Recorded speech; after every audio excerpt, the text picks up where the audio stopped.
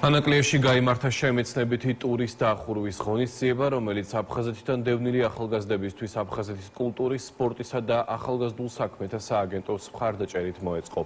დახურვის ღონისძიებაზე დევნილმა ახალგაზრდებმა თავიანთი იდეები, საომავლო ხედვები და პროექტები წარმოადგინეს.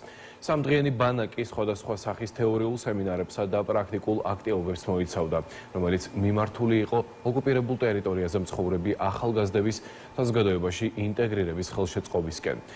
ღონისძიებას აფხაზეთის ავტონომიური რესპუბლიკის მთავრობის თავმჯდომარე გიორგი ჯინჭარაძე აფხაზეთის მთავრობის წევრებთან ერთად დაესწრო.